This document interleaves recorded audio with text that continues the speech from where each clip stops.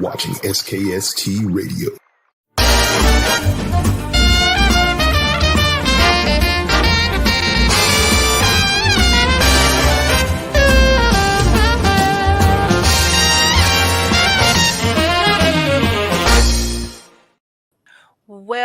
Well, welcome to another episode of SKST Radio, Small Business Network with Cammie Grayson, and I have a new friend. He goes by the name of Steve Watkins. Hi, Steve! Hi, Cammie! How are you? I am doing wonderful. Thanks for having me today. This is wonderful. Absolutely. I want to know all about you and your business. Oh my gosh, we're in this tech world, and you are a part of it. Yes. Master of all trades, jack of all trades, master of none. But boy, we are having so much fun lately with all the attacks that are going on worldwide. I'm just so excited to be here because I love what I do to support America's manufacturing companies. And I've been doing that for the past 3 years and have made some software to do that is all custom made right here in the USA, which is really cool to learn about. And I come from a background of 20 plus years of experience in IT, supporting many large companies and just doing all sorts of fun stuff. I had a couple school districts that I supported solo, actually, which was quite a challenge. And that was really fun. I learned a lot in that with working with kids and the teachers and the students. And boy, it's just since then, we've just been doing all sorts of fun stuff. So, oh, wow. What got you into this world, this techie world? Well, I've always wanted to help people and I wanted to keep them safe. I mean, that was my main goal. And what got me into it is I had some disabled family members back in the day that didn't know how to use computers, and they had problems with their disabilities and different things like that. So I had to write software in order to help them with those disabilities. And part of that software was one of the voice recognition software programs on the market. Wow. Which was Voice Studio 2003 that was in PC Magazine and PC World back then, until some Russian hackers hacked my access codes because it was shareware. It was a trial first, and then they hacked it. And so they were getting it for free. So I didn't make quite the money I was envisioning at the time off that. But ever since then, I went back to the drawing board and I said, well, I need to stop these type of people and keep networks safe. So I've got a pretty good track record that every company I've worked for has never been hacked so far, since they implemented my processes and listened to my training and procedures on that. And it's just going great with some of the results we're seeing across the board. But the hackers are getting a lot more smarter nowadays, and they're not just after your money, but they're also after your reputation nowadays. And so that's important to keep in mind. They don't just ransomware a company anymore. Sometimes they'll say, well, the CEO needs to take 10 homeless people out to KFC and then show us the receipts or different things like that. I've heard all sorts of them lately coming across. So you got to be careful with what you're clicking online. When you get those weird text messages and different things like that, you got to be careful with that. We've implemented some systems to where the companies that are using our services, if they get a message like that, they can forward it over to us and we'll block it across the board. And then all their employees and all their CEOs and everything like that, if they do click it, it'll immediately be blocked, because that's one of the benefits of we are a software company. We developed our stuff in-house. We can offload an attack really fast that way. Makes us respond really quick to it. Or if you got an email that's really bad, then they can forward it over to us. We can check it out for them. We can go through it. We can make sure that it's safe or not safe. We do have systems in play that can analyze the emails ahead of time. And then it won't even let them to the CEO's inbox. And every day, one of my clients is definitely hit with those type of emails, like click here for your payment transfer, or your password's getting ready to expire. There's emails like that. There's emails like you're late on a payment, and they look legit. And some of them even look like the CEO or something sent it to himself. He's like, oh, this might be a reminder or an internal system that sent me this email. They're just getting really, really, really sneaky nowadays, and it's really hard to maintain it. But I can tell you the one thing that everybody needs to remember is impatience is hackable. And so everybody's in a hurry nowadays. They want it now, now, now, now, now, now, now. And the drawback to that is that your impatience is exactly how you're going to get hacked. Are you there? Yes, I'm here. That our internet just decided to start streaming, I guess. Oh, okay. So go ahead and finish. So like I was saying, your impatience is easy to hack. So I would say you could use your imagination and go through the different ways that you could be attacked.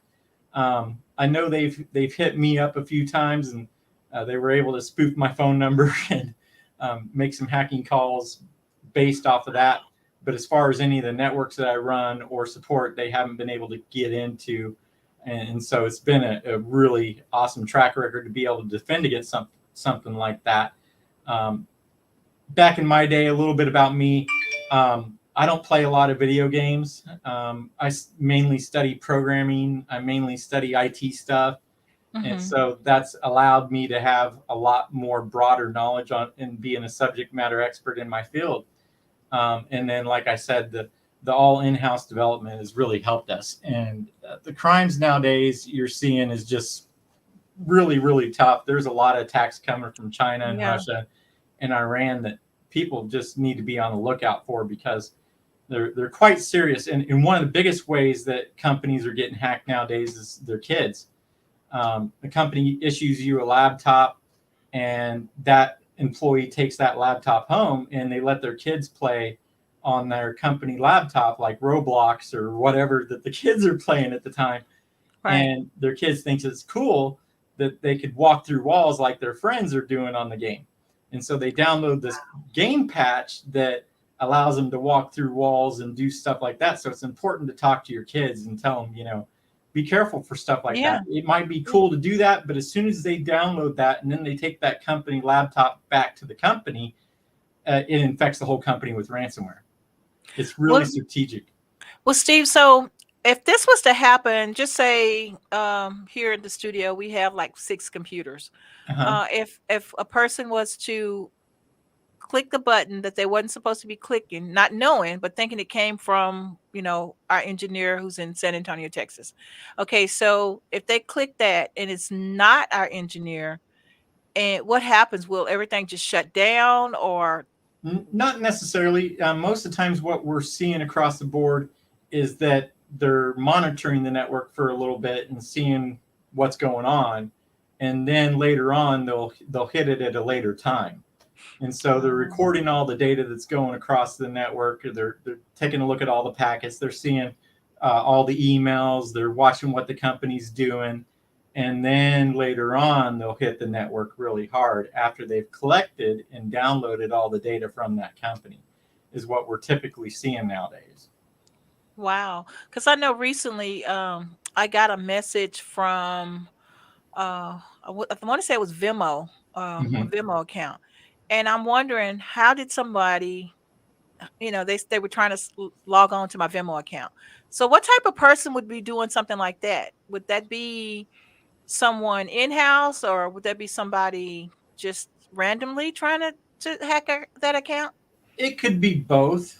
I haven't seen very much internal espionage type of scenarios, even though they do exist and they can happen, because there's incentives nowadays that the hackers are offering employees of companies, like, hey, if you plug in this USB stick to this computing device, then we'll give you 60% of whatever the ransomware payments are. And they're doing that nowadays.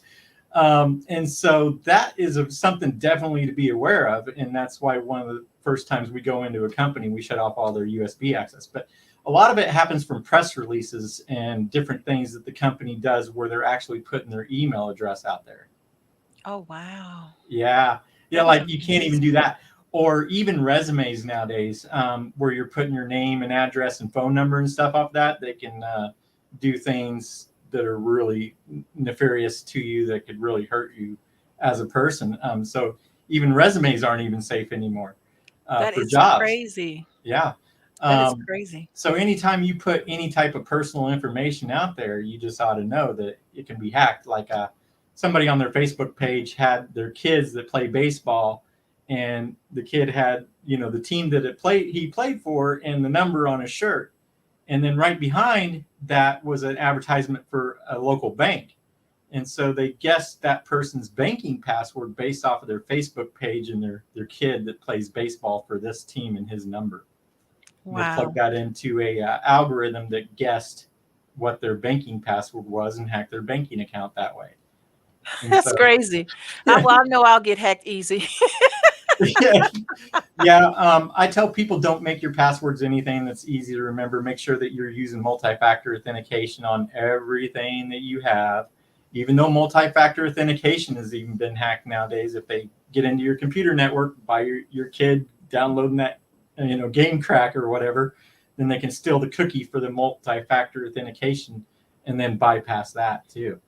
Wow. And so you got to really keep an eye on things and set up your home networks and your business networks to be double secure, and set up your policies to where it's just no tolerance. I'm sorry, your company employee, if he does take home a computer, then he's getting into a terminal server. He's not using his regular computer. I mean, right.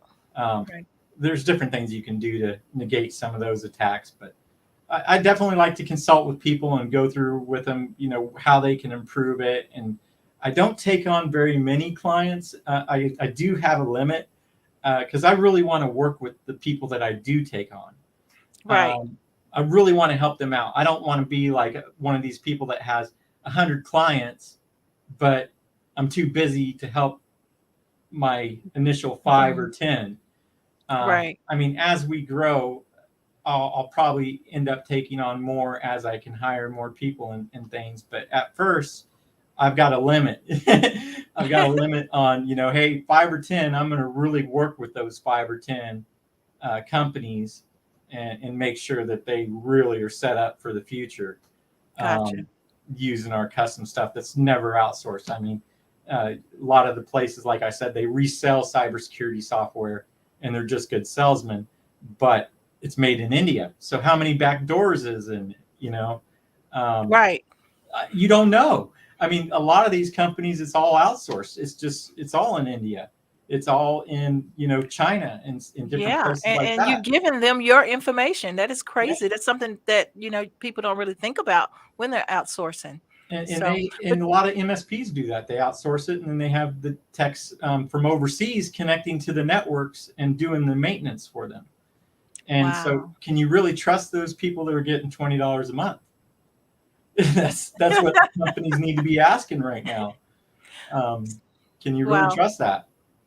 So we're going to take a quick break. And when we come back, Steve is going to tell us some ways that we can not get hacked and ways that we can stay safe on our computers.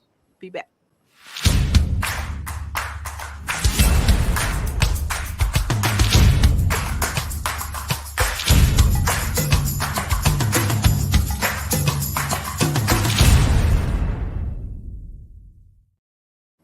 Okay, if you just tuned in, you haven't tuned in too late. You tuned in to the Cami Grayson Show, and I have my friend here, Steve, who is in cybersecurity, and he's going to give us some good tips on how to stay safe. All right, so the first tip would be watch what you're doing online. Watch what your kids are doing online. Be very careful and instruct them not to just blindly click emails. Put your mouse over the link first, and then see what websites it goes to without clicking it. Take that website and Google it first. See if there's any reports on that website. Another way is if you get an email with a different phone number on it, it looks like a legitimate business, go Google that business actual phone number and call that business first and make sure that they sent you that email, because there is a lot of business spoofing going on out there where they'll change the phone number. It won't be the actual business phone number. It's coming from PayPal. It's coming from whatever, and it has a different phone number on it. And you're actually calling scammers at that point. So make sure that you, if you're unsure, call them. would be one of my biggest tips. If you're unsure, instruct all your employees to call them and make sure that they sent you that email. Don't blind click links, not on your phone, not on your computer.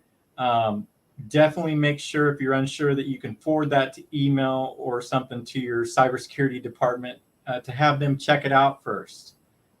Don't be in a hurry is the biggest one. If you're in a hurry, you're going to get hacked. You're expecting that PDF file. Don't open attachments. Attachments you should not be using in emails. You should be using a secured system like what we have set up, to where if you need to send an attachment to someone, it encrypts it online, it puts it online, that link expires after 3 days, and then it self-destructs that email, and it puts a password on it too. And so that's an encrypted email. You should not be doing attachments via email at all. They should just stop. You'd be surprised of how many lawyers and doctors send attachments via emails, and how dangerous that is, because emails can be unencrypted as they're being sent to each other, and they can get social security numbers off that and everything. Wow, so yeah. You're not using encrypted email attachments. You need to be. That would be one of my biggest ones. And it would protect your company from lawsuits and different things like that too.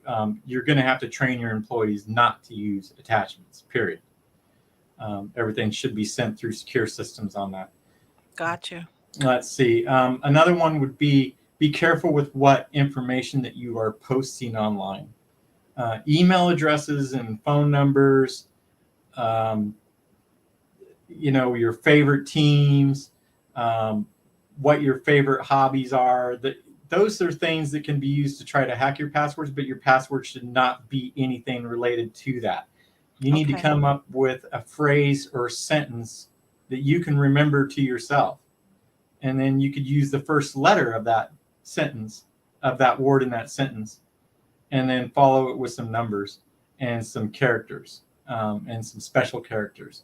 And then you could use your passwords based around that type of scheme, so they make no sense whatsoever, but they're at least 16 characters or longer in your passwords. Passwords are going away here in the future. You're going to see some really wild stuff coming out, to where you walk up to a computer with your phone and then it will log you in. Well, we need something like that, because I'm telling you, these passwords are killing me. I'm all over everywhere, all these different passcodes. And LastPass was hacked recently, and a lot of IT people were using LastPass.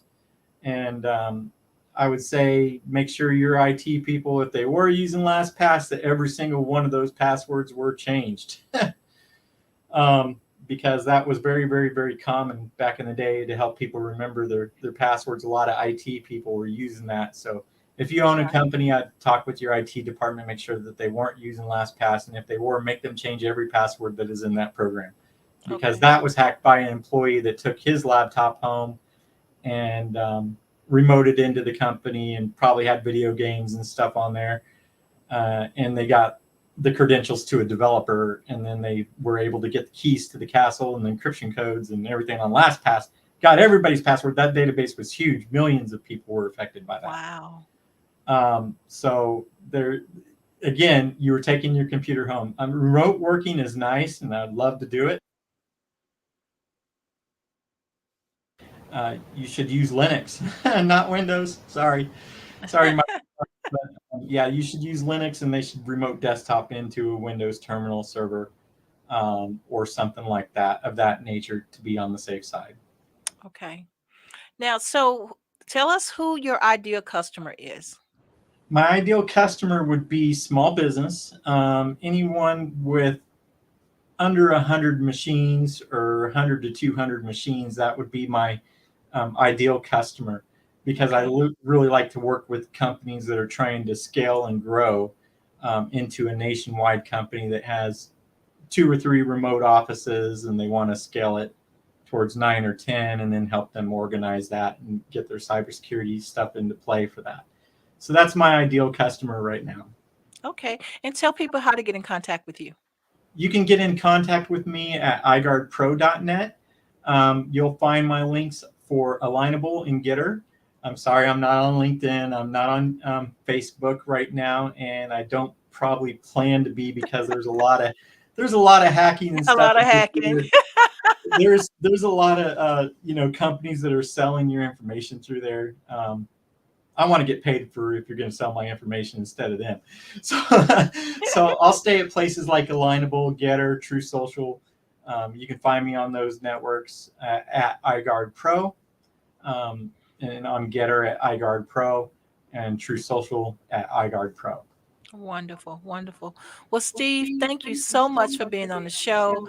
I most definitely want to have you back again, and you keep doing what you're doing, and let's see if we can get you to the number that you want as sooner than later. All right, Cammie, I appreciate you having me here. Thank you so much. You're so wonderful for helping everyone. So just want to say you're doing such a great job for everyone. Well, thank you. Thank you. We're trying our best here. It's a big world, and we all can get a piece of the pie. Sounds good. All Thank right. you so much for having me. Thank you. Okay, guys, until next week, SKST Radio, baby.